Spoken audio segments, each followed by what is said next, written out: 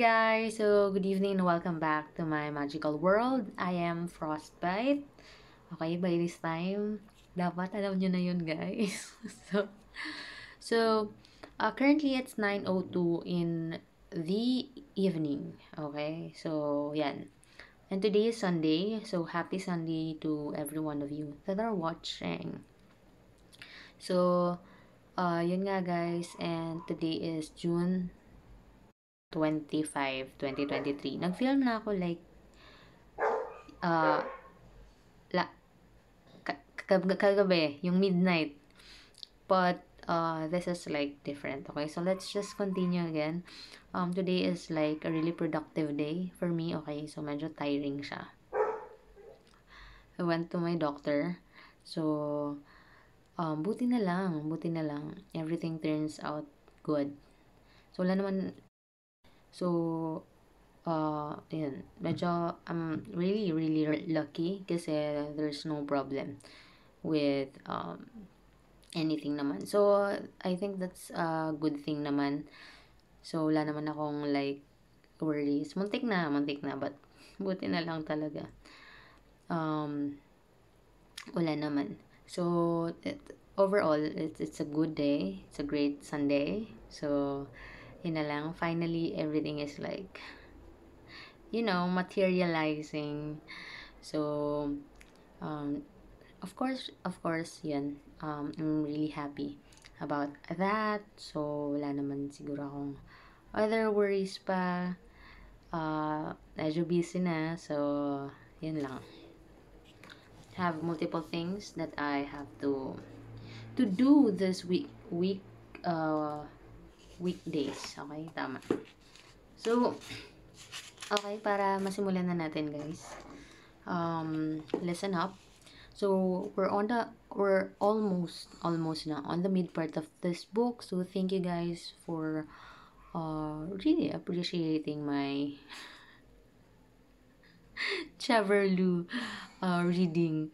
Okay, so kasi it's not like, 'di ba? Sabi ko sa inyo, you guys are lazy. And me too. Kaya both we can do this together. So, we have multiple things that are going on a daily basis. So, I know that you really don't have time.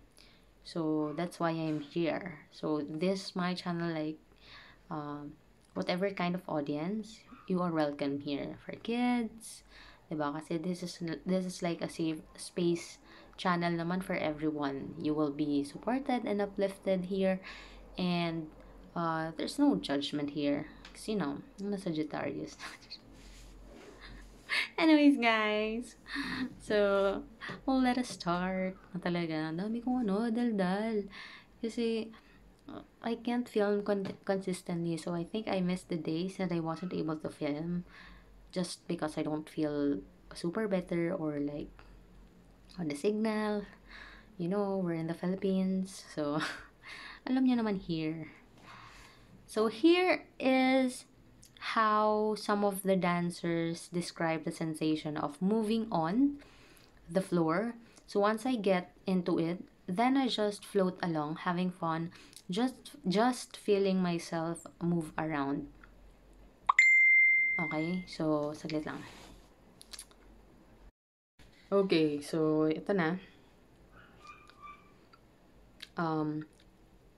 I get sort of physical high from it.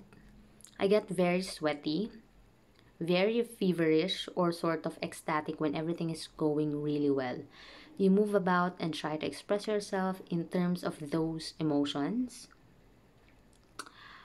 In terms of those motions, okay? So, that's where it's at. It's a body language kind of communicative medium in a way. When it's going good, I'm really expressing myself well in terms of the music and in terms of the people that are out there. The enjoyment of dancing is often so intense that people will give up many other options for its sake. Here is a typical statement from one of the dancers interviewed by the professor of Massimine's group in Milan, Italy. From the very first, I wanted to become a professional ballerina. It has been hard, little money, lots of traveling, and my mother always complains about my work. But love of the dance has always sustained me. It is now part of my life, a part of me that I could not live without. Okay? So, when I really think about this, there are really like other people that they are extremely so passionate with what they do that even though they don't kind of like earn a living for the things that they love to do, they still pursue it. So, grabe talaga. There are people like that. And then eventually when they really find their flow, when they are really one with uh the universe or the harmony of the universe, when they find that, when they're finally in tune with what they want, it actually reflects on their reality. Okay? So don't you ever think, guys, like don't you ever think or feel that you are doing is too much. When you are really passionate of one thing, even though you don't have money, you're still doing it, right? So that's the good thing about it. Eventually, guys, I will tell you, it will materialize. Okay? So so far everything that I'm saying that I have been said, everything that I really want in life happens. Okay? So, yun lang masasabi ko sa inyo. So, don't really give up. Okay? Because you lose when you give up.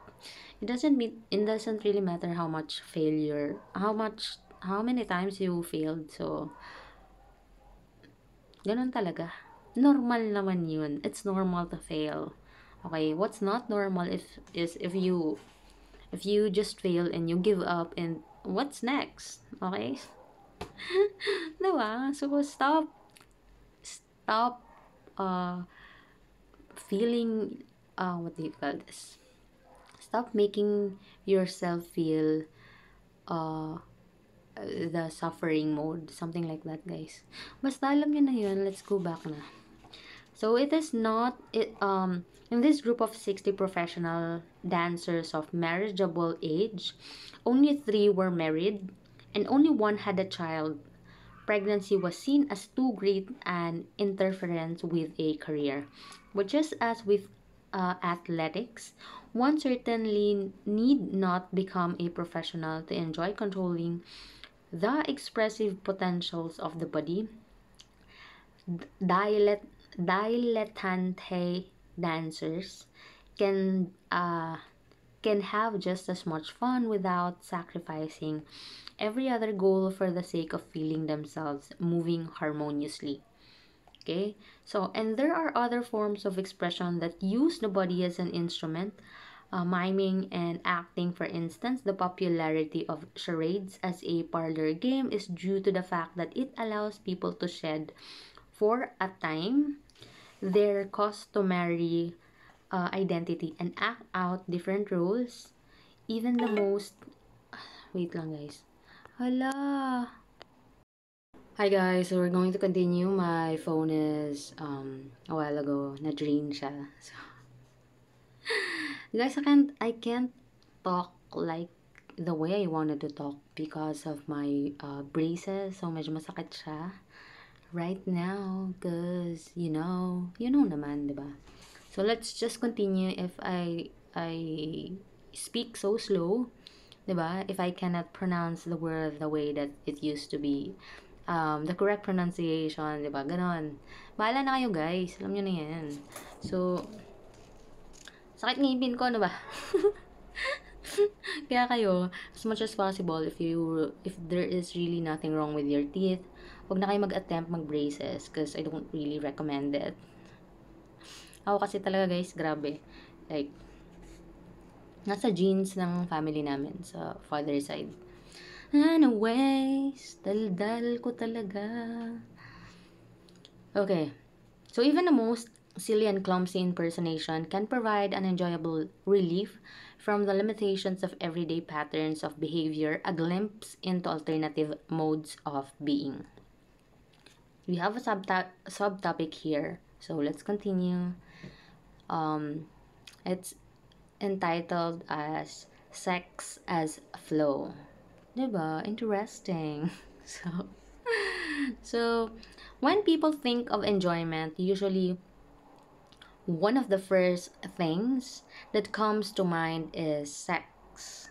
This is not surprising because sexuality is certainly one of the most universally rewarding experiences, surpassed in its power to motivate perhaps only by the need to survive, to drink, and to eat.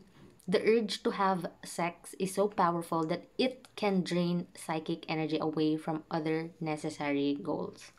So, therefore, every culture has to invest great efforts in rechanneling and restraining it, and many complex social institutions exist only in order to regulate this urge. Okay, so the saying that love makes the whole world go round is a polite reference to the fact that most of our deeds are impelled either directly or indirectly by sexual needs. Okay, so nasa ano siya, hierarchy of needs, human needs. Diba? Check nyo na lang guys kasi dami ko pa iniisip. So, let's continue. So we wash, dress, and comb our hair to be attractive. Many of us go to work so as to afford keeping a partner and a household. We struggle for status and power, in part so as to be admired and loved. Okay? But is sex always enjoyable? I don't know. Ask yourself, guys. Have you had sex lately? So by now, the reader might be able to guess that the answer depends on what happens in the consciousness of those involved. The same sexual act can be experienced as painful, revolting, frightening, neutral, pleasant, pleasurable, enjoyable, or ecstatic, depending on how it is linked to a person's goals. Okay? So a rape may not be distinguishable physically from a loving encounter, but their psychological effects are worlds apart. Sakit talaga, guys. So, it is safe to say that sexual stimulation in and itself is generally pleasurable, that we are genetically programmed to derive pleasure from sexuality in evolution's rather clever way of guaranteeing that individuals will engage in activities likely to lead to procreation, thus ensuring the survival of the species. To take pleasure in sex, one needs only to be healthy and willing. No special skills are required, and soon after the first experiences, few new physical challenges arise again. But like other pleasures, unless it is transformed into an enjoyable activity, sex easily becomes boring with time. So, um, this is true, guys. So, maybe a lot of you have told it. Maybe a lot of you have experienced, or people, because this is like the most talk about topic, diba? Sex, because here in the country kasi they don't, the culture here is different, so they, as much as possible, they don't want to talk about this because they don't know how to explain it. Most of the time it's like that, ganun lang, and people here are extremely judgmental. So, 'di ba, yung gusto lang matuto. So, but this thing, kailangan talaga, you should really understand this. So, this is a part of human nature. So, let's continue na, guys. Bahala na kayo dyan. So, it turns from a genuinely positive experience into either meaningless ritual or addictive dependence. Fortunately, there are many ways to make sex enjoyable. Okay? So, eroticism is one form of cultivating sexuality that focuses on the development of physical skills, In a sense, eroticism is to sex as sport is to physical activity. The Kama Sutra and the Joy of Sex are two examples of manuals that aim to foster eroticism by providing suggestions and goals to help make sexual activity more varied, more interesting, and challenging. Okay, so most cultures have elaborate systems of erotic training and performance, often overlaid with religious meanings. Early fertility rites, the Dionysian mysteries of Greece, and the recurring connection between prostitution and the female priesthood are just a few forms of this phenomenon. So it is as if in the early stages of religion, cultures coopted the obvious attraction of sexuality and used it as a basis on which to build more complex ideas and patterns of behavior. But the real cultivation of sexuality begins only when psychological dimensions are added to the purely physical. So, according to historians, the art of love was a recent development in the West. With rare exceptions, there was very little romance in the sexual practices of the Greeks and the Romans. The wooing, the sharing of feelings between lovers, the promises, and the courtship rituals that now seem to be such indispensable attributes of intimate relations were only invented in the late Middle Ages by the troubadours who plied the castles of southern France, and then, as the sweet new style, they were adopted by the affluent classes in the rest of Europe. Okay, so let's finish. Let's cut it there. Let's finish it na. So, we're done with that part. Nantok na ako, guys. Maaga ba tayo bukas? Matulog na kayo. Joke. Tapusin nyo to. Classes, wait lang. Of Europe. Okay, so, we're done, guys. So, thank you guys for listening. Also, make sure to take care of yourself. Say, I know every one of us is like, trying to survive, trying to save, trying to build the family, trying to, whatever the hell, guys. So, uh, just make sure to take care of yourself and your well-being. It's really important to take care of your whole mental health and physical health kasi that's what really matters naman talaga. But in order to take care of that, sometimes you really have to have a lot of money. So, you really have to take care of a lot of things, okay? So, don't indulge on the things that you are not ready for. Ha? Okay? As much as possible, guys. Please. Okay? Huwag na kayong, I'm already warning you na. Okay? So, ganon. So, thank you guys for listening. Thank you for helping me make this world a better place for all of us and for the future generation. Let's sleep na, ha? Good night.